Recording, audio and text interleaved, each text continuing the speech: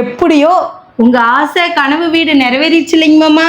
ஆமாடா, எனக்கு ரொம்ப சந்தோஷமா இருக்கு. இவ்வளோ பெரிய வீடு நான் கட்டுவேன்னு நினைச்சு கூட பார்க்கலடா. எங்க அப்பா அம்மா மட்டும் உசுரோட இருந்திருந்தாங்கன்னா ரொம்ப சந்தோஷப்பட்டிருப்பாங்களோ நான் இவ்வளோ பெரிய வீடு கட்டினதை பார்த்து. ஆமா மாமா. இப்ப நம்ம கையில காசும் இல்ல, கடனும் இல்ல. இனிமே நம்மளுக்கு எந்த கவலையும் இல்ல. இனிமே நம்ம நிம்மதியா இருக்கலாம். பா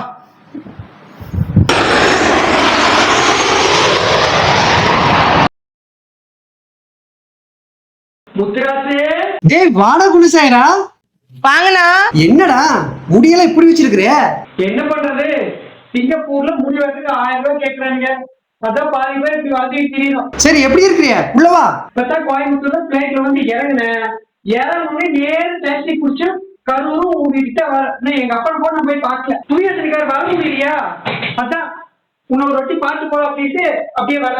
என் நண்பன் 35 வருஷம் பழக்கம். அண்ணா எந்நேரம் உங்களை எதை சொல்லிட்டு இருப்பாருங்கண்ணா, இவ்வளோ பெரிய வீட்டை கட்டி இன்னும் நம்மளை பார்க்க வரல என் நண்பன் அப்படின்னு. அதாம்மா எங்க நட்பு.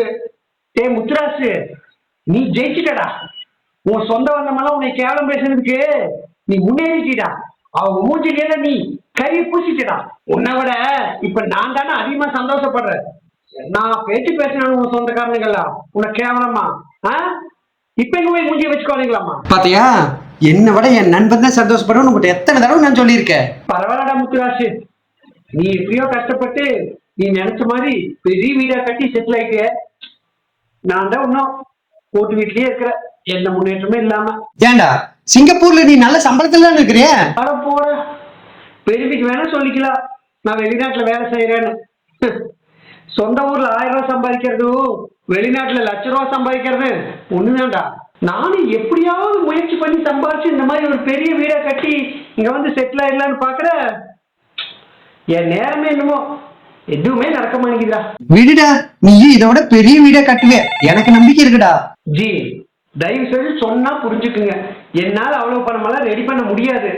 நீங்க வேற யாராவது இருந்தா பாருங்க. என்னை சும்மா சும்மா தொந்தரவு செய்யாதீங்க பிளீஸ். என்னாச்சு நண்பா? ஒண்ணு இல்லடா, சிங்கப்பூர்ல ஒரு பார்ட்டி இருக்கா, 6 கிலோ தங்க வச்சிருக்கா. எனக்கு தெரிஞ்சவன் தான். அவனுக்கு ஏதோ தலைவார விஷயம் போல இருக்கு. அந்த 6 கிலோ தங்கத்தையும் 1 கோடி ரூபாய் விட்டு நீ வச்சுக்கன்னு என் உயிர் எடுத்துக்கிட்டே இருக்கிறா. அவ்வளவு பணத்துக்கு நான் எங்கதான் மிச்சம் போறது? இன்னைக்கு தங்கத்தோட ரேட்டு 36,000 ரூபாய். அவன் 6 கிலோ தங்கத்தையும் 1 கோடி தான் தர்றேங்கிறா. வாங்கணும்னு இங்க விட்டா கூட 2.5 கோடி ரூபாய்க்கு மேல விட்டு போடலாம். என்ன பண்றது? கை கட்டின வாய் கட்ட மாதிரி. கடவுள் நமக்கு ஏதாவது நல்லது செஞ்சா தானே முத்துராசி நம்மள ஆச்சரியப்படணும்.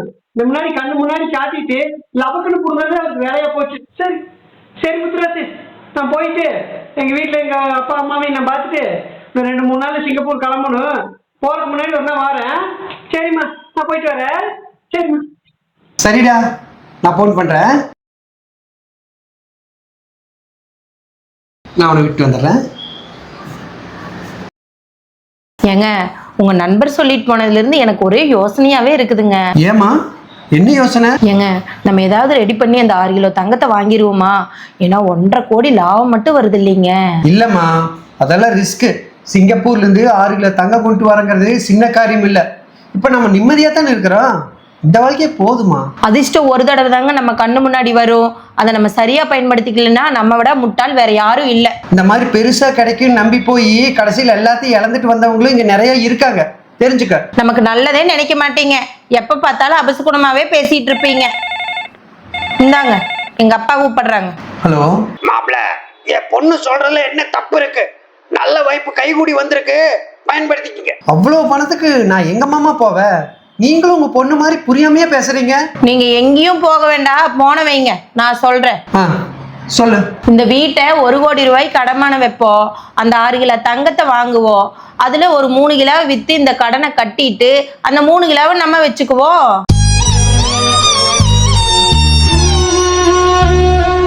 இந்தாங்க, உங்க நண்பர்கிட்ட உடனே கால் பண்ணி பேசுங்க. இந்தாங்க, புடிங்க, கொடுங்க, நானே பேசுறேன்.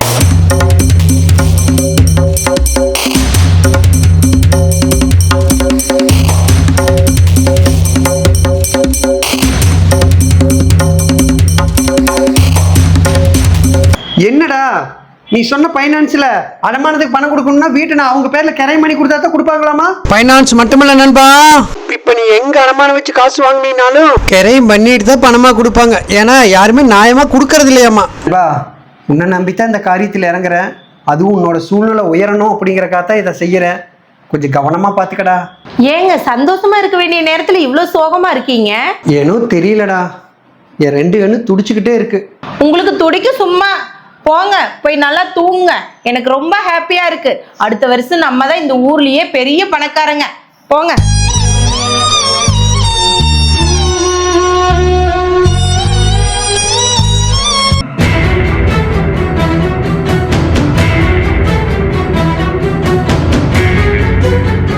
சொல்லு நண்பா, தங்கம் உன் கைக்கு வந்துருச்சல, எனக்கு அது போது. இந்த கொரோனா பிரச்சனை முடிட்டு அப்புறம் கொண்டு வந்துரு. ஆனால் தங்கத்தை பத்திரமா பார்த்துரு நண்பா, காலம் ரொம்ப கெட்டு கிடக்குது. சரி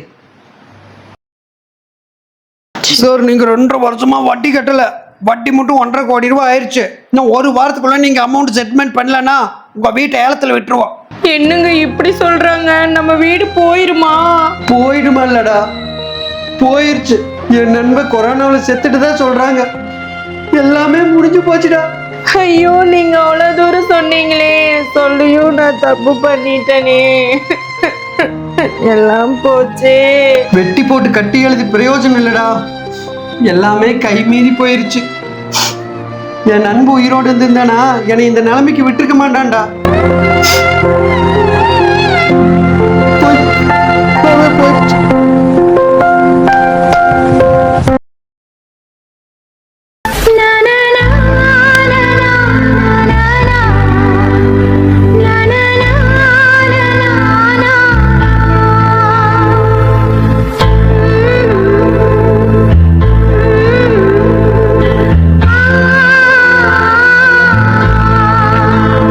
என்னங்க தினம் வெளியில வந்து உட்காந்துட்டு நீங்க கட்டின வீட்டையே பார்த்துக்கிட்டு இருக்கீங்க? அது நம்ம வீடு இல்லைங்க, வேறொருத்த வீடுங்க. இன்னைக்கு அதுல இருக்கிற ஒவ்வொரு செங்கலும் என்னோட வேர்வையும் ரத்தண்டி. ஆனா அது இன்னைக்கு என்ன விட்டு வேண்டாங்க. உங்களுக்கு ப்ரெஷர் வேற ரொம்ப அதிகமாயிட்டு இருக்கு. மைண்டை கொஞ்சம் ரிலாக்ஸா வச்சுக்குங்க. உங்களுக்கு ஒண்ணுன்னா என்னால தாங்க முடியாதுங்க. நாம எங்கேயாவது வேற ஊருக்கு போயிடலாங்க. நீங்க இங்க இருந்தா இந்த வீட்டை பார்த்துக்கிட்டே ஒரு வழி ஆயிருவீங்க. பிறந்து வளர்ந்த மண்ணை விட்டு எங்கடா போலான்னு சொல்றேன்? வேண்டாம்டா, நம்ம இங்கேயே இருப்போம்டா. நான் கட்டுன வீட்டில் வாழத்தான் முடியல. ஆசை தீரவாதினா பார்த்துக்கிட்டாது இருக்கேன்டா.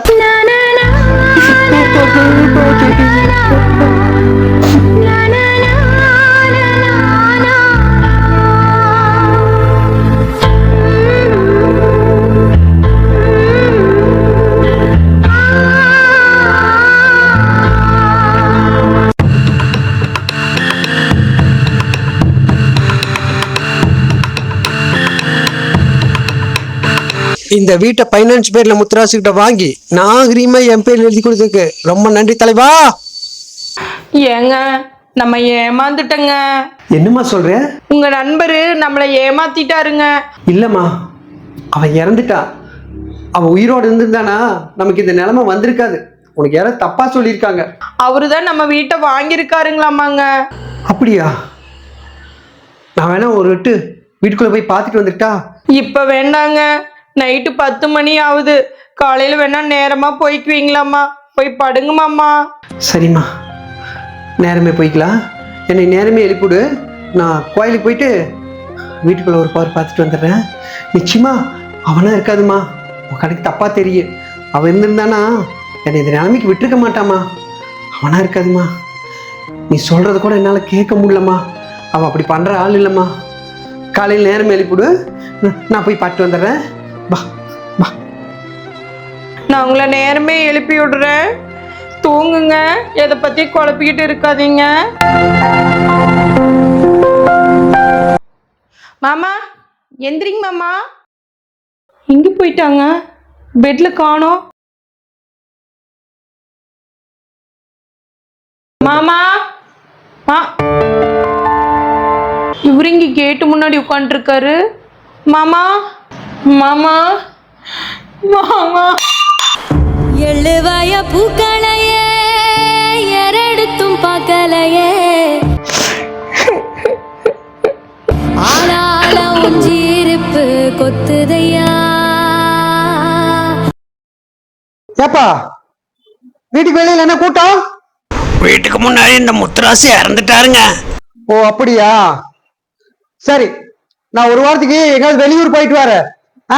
இந்த காரியமெல்லாம் முடிஞ்சோடனே முத்துராஸ் குடும்பத்தை இங்க இருந்து காலி பண்ண சொல்லி வீட்டுக்காரங்க சொல்லி நான் வரும்போது ஒருத்தர் இங்க இருக்க கூடாது, புரியுதா? முத வேலை செய். அனைவருக்கும் வணக்கம்.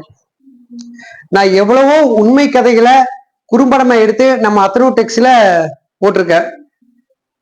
எல்லாமே பாத்தீங்கன்னா ஒரு விழிப்புணர்வுக்காகத்தான். ஆனா இப்ப நீங்க இந்த பார்த்த வீடியோ கரூர்ல நடந்த சம்பவம், உண்மையாலுமே நடந்த சம்பவம். 2020 மார்ச் மாசம் ஆரம்பிச்சது, இன்னை வரைக்கும் ஒரு குடும்பமே செறிஞ்சு போச்சு. இந்த கதையில வர்ற மாதிரியாதே அவங்க வாழ்க்கையிலேயே நடந்த சம்பவம். 10/10/25 அன்னைக்கு ஒரு போன் கால் வருது எனக்கு. எதிர்முனையில் பேசுறது ஒரு ஆண். யாருன்னா அந்த பாதிக்கப்பட்ட பெண்ணோட தம்பி என்கிட்ட கூப்பிடுறாங்க. ஆனா உங்க வீடியோஸ் எல்லாம் நான் பார்ப்பேன், ஒரு விழிப்புணர்வா இருக்கு, எங்களோட வாழ்க்கையில நடந்த, என் அக்கா வாழ்க்கையில நடந்த இந்த கதையை நீங்க கண்டிப்பா எடுத்து சொல்லுங்கண்ணா. இனிமேல் யாரும் இந்த மாதிரி ஏமாந்து ஒரு குடும்பமே நிர்மூலமான நிலைக்கு வரக்கூடாதுண்ணா அப்படின்னு சொல்லி அவங்க சொல்ல சொல்ல ரொம்ப அழுதுட்டாங்க. நான் என்னங்கண்ணா விஷயத்த சொல்லுங்கண்ணா அப்படின்ட்டு நான் ரொம்ப கேட்டேன். அப்ப அவங்க இந்த சம்பவங்களை சொன்னாங்க. அவங்க சொன்னதுல ஒரு பகுதி மட்டும்தான் நான் இந்த கதையை வடிவமைச்சு போட்டுக்கிறேன். அவங்க சொன்ன எல்லாத்தையுமே என்னால திரைக்கதையில கொண்டு வர முடியல. அவ்வளவு சோகங்கள் அந்த கதையில இருக்கு.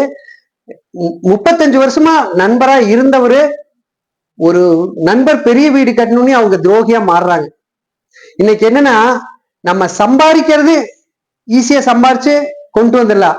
ஆனா நம்ம சம்பாதித்த சொத்தை காப்பாத்துறதா ரொம்ப கஷ்டமா இருக்கு. நம்ம கையில ஒரு அமௌண்ட் வந்துருச்சு அப்படின்னா அந்த அமௌண்ட்டை ஒரு வழி பண்றதுக்குன்னே சுத்தி ஒரு கூட்டம் நம்மளை சுத்தி இருக்கு.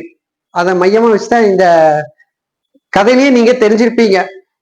அவர் இறந்துட்டாரு, அவர் நண்பர் அந்த வீட்டை வாங்கிட்டாங்க. இப்ப நடந்தது என்னன்னு கேட்டீங்கன்னா, 2020 அந்த வீடு ஏமாந்து 2022 அவங்க கைவிட்டு போகுது. அவர் நண்பர் கொரோனா பிரச்சனையெல்லாம் முடிஞ்சு வந்து வேற ஒருத்தர் பேர்ல எழுதி அப்புறம் அவர் நண்பர் பேர்ல எழுதிக்கிட்டாரு. அவர் நண்பருமே அந்த வீட்டுல இவர் இறந்ததுக்கு அப்புறம் 1 வருஷம் கூட இல்ல, அவரு வித்துட்டாரு. கிட்டத்தட்ட ஒரு 7-8 கை அந்த வீடு மாறிடுச்சு. யாருமே அந்த வீட்டுல நிம்மதியே இருக்க முடியல அப்படின்னு சொல்லி அந்த சகோதரர் சொன்னாரு. இன்னைக்கு கரூர்ல அந்த வீடு கம்பீரமா நிக்குது. ஆனா ஏன் அந்த வீட்டினுடைய படத்தை நான் வெளியிடல, அவங்க குடும்பத்தார படத்தையும் நான் வெளியிடல? ஏன்னா வேண்டாம், அது மக்களுக்கு யாருக்கும் தெரிய வேண்டாம் அப்படிங்கிற ஒரே காரணத்துக்காக. ஆனா அவங்க தாராளமா சொல்லுங்கண்ணா அப்படின்னு சொன்னாங்க. வேண்டாம் அப்படின்ட்டு நான் அந்த சகோதரியினோட வாழ்க்கை, ஃபியூச்சர் வாழ்க்கை பாதிக்க கூடாது அப்படிங்கறக்காக நான் அதை பத்தி எதுவுமே நான் வெளியிடல.